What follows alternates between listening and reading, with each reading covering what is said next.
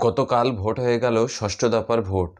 এই ভোটে তমলুকের বিজেপি প্রার্থী অভিজিৎ গাঙ্গুলি তিনি কি হারার ভয়ে নিজের মানসিক অবস্থাকে বিকৃতি রূপ করতে চাইছে?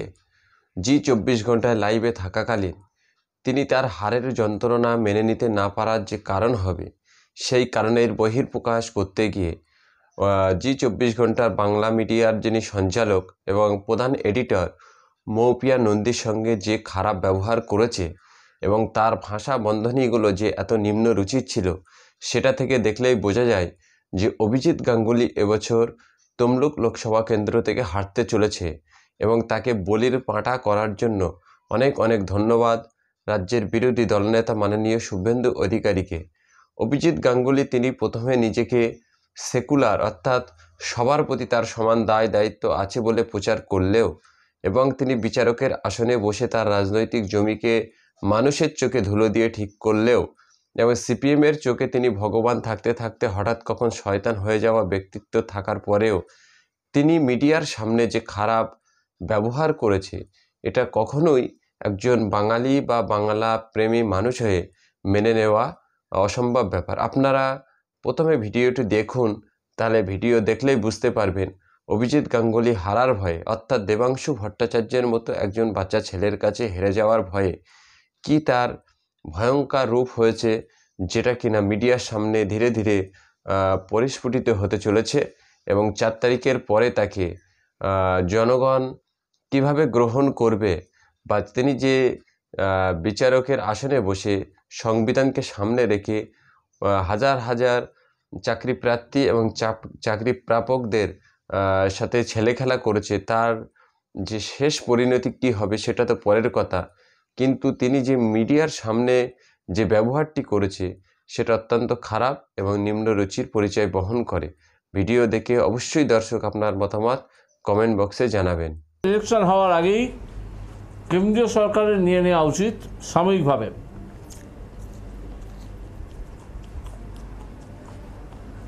সেটার কোনো সাংবিধানিক প্রভিশন রয়েছে নাকি? তৃণমূলকে ফেরত দেওয়া হবে না রাজ্য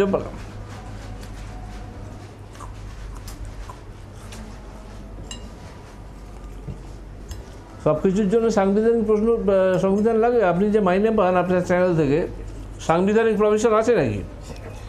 ডেফিনেটলি আমি যে সংস্থায় কাজ করি সেই সংস্থার যে সমস্ত নিয়ম কানুন এবং তার যে স্ট্রাকচার রয়েছে সেই অনুযায়ী, এবং তার সঙ্গে ডেফিনেটলি সংবিধানের অর্থাৎ একটা রাজ্যের পুলিশের ক্ষমতা কেন্দ্রীয় সরকার নিয়ে নিতে পারে কিনা এর মধ্যে তফাৎ আছে। আর পুলিশ তো এই মুহূর্তে তো প্রশাসন নির্বাচন কমিশনের আওতায়। খুব ভুল ধারণা, খুব ভুল ধারণা। এই ভুল ধারণা নিয়ে সাংবাদিকতা করবেন না।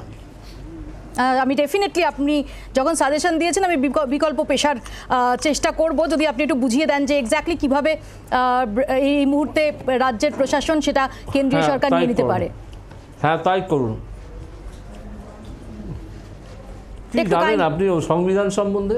জানি না তো, আমি তো আপনার কাছে জানতে চাইছি সম্বন্ধে। যদি আমি আপনাকে জিজ্ঞেস করি, হ্যাঁ জানতে চাইছেন যখন, তখন রয় ভর্তি হয়ে যান। আমি কোনো অ্যাডাল্ট এডুকেশন সেন্টার খুলিনি।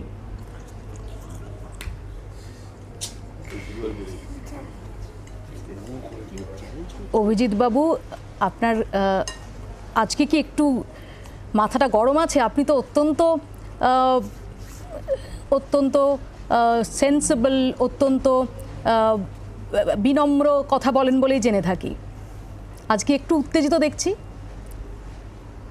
এটা কি ভোট পর্বের শেষে? বিনম্র কথা বলার অর্থ আপনারা না ভোট পর্বের শেষে কেন? আপনারা যেটা ধরে নেন এই বিনম্রভাবে কথা বলার অর্থ যে আপনারা যেরকম সেরকমভাবে ভাইপোর চামচাগিরি করবেন আর আমরা মাথা ঠান্ডা করে উত্তর দিয়ে যাব, এটা ভাববেন না। অভিজিৎ বাবু, আপনাকে শ্রদ্ধার সঙ্গে বলি, যদি প্রশ্ন করাটা চামচাগিরি হিসেবে অভিহিত হয় যে কারো, তাতে এতটুকু দ্বিধাবোধ করি না। যে প্রশ্নটা মনে করি করা দরকার সে প্রশ্নটা করি, এবং যে প্রশ্ন করে আসছি এত বছর ধরে অভিজিৎ বাবু। কি করে করবেন আপনারা? তো কি করে দ্বিধাবোধ করবেন? আপনারা তো তাদের পেড স্টাফ, কি করে দ্বিধাবোধ করবেন? অভিজিৎ বাবু বোধহয় Best staff হলে একটু, তো করতে অভিজিৎ পারবেন না। বাবু আমার অনুরোধ, জি নেটওয়ার্ক সম্পর্কে আপনি বোধহয় জানেন না। জি নেটওয়ার্ক দেশের প্রাচীনতম নিউজ নেটওয়ার্ক। সেই নেটওয়ার্কের আপনার সম্বন্ধে একজন জানি। প্রতিনিধি হিসেবে যদি কিছু বলেন এবং একজন সাংবাদিক হিসেবে যদি কিছু বলেন, আপনি যেহেতু একজন অবসরপ্রাপ্ত বিচারপতি, আপনি নিশ্চয়ই জানবেন যে প্রমাণ হাতে রেখে বলাটা খুব জরুরি। যদিও আপনি এই মুহূর্তে আমার শোতে অতিথি, আমি মাত্রা ছাড়াবো না, কারণ আমার এই সাংবাদিক জীবন এবং সাংবাদিক সত্তা আমাকে কুল মেনটেন করার শিক্ষা দেয়। কিন্তু আমার এখানেই আপনার কাছে প্রশ্ন যে প্রতি মুহূর্তেই মাত্রা ছাড়িয়ে থাকেন।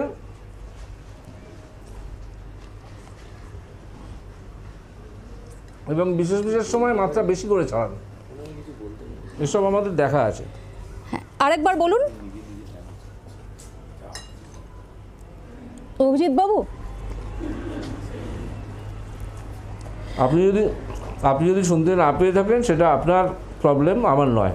অভিজিৎ বাবু, আপনাকেও বুঝতে হবে, আপনি কিন্তু এই মুহূর্তে বিচারপতি নন, আপনি জনতার দরবারে একজন প্রার্থী। আপনাকে প্রশ্ন ফেস করার যে পেশেন্স, সেটা রাখতে হবে। আপনি যখন বিচারপতি ছিলেন তখন সংবাদ মাধ্যমের কোনো প্রশ্ন আপনাকে ছুঁতে পারতো না। তো এখন আপনি আর মাইলর্ড নন, এখন জনগণ মাইলর্ড, এখন সাংবাদিক মাইলর্ড। সাংবাদিক জনগণের প্রশ্ন করবে, জনগণ মাইলর্ড, সাংবাদিক সেই মাইলর্ডের প্রশ্ন করবে। করতে থাকুন। আপনি এসব আর্তনাদ করতে থাকুন। আমি আপাতত চললাম, আমার আপনার সঙ্গে বাজি বকার কোনো সময়ই নেই।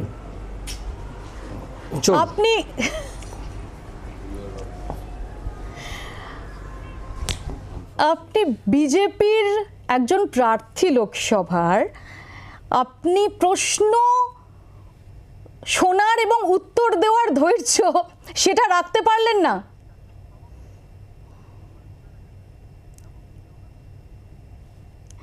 অভিজিৎ বাবুকে ধন্যবাদ। অভিজিৎ বাবু মুড়ি খেতে খেতে মাঝপথেই তিনি রণে ভঙ্গ দিলেন এবং যাবতীয় স্বাভাবিক তার বিচারপতির যে হ্যাংওভার সেটা এখনো সম্ভবত কাটেনি, এবং যে কারণেই তিনি প্রশ্ন নিতে পারেন না। কারণ আমরা জানি যে আমাদের দেশে বিচারপতিরা, তাদের প্রশ্ন করা যায় না, যে কারণেই তিনি যখন একের পর এক রায় দিয়ে গেছেন তিনি শুধু গ্লোরিফাইডই হয়েছেন। কিন্তু এখন যখন জনতার দরবারে জনতা মাই লর্ড, এবং তার কাছে গিয়ে যখন প্রশ্ন করতে হচ্ছে, সাংবাদিকদের যখন জনতার প্রশ্ন তার কাছে পৌঁছতে হচ্ছে, তখন তার অত্যন্ত অধৈর্য লাগছে এবং অত্যন্ত অসহিষ্ণু লাগছে।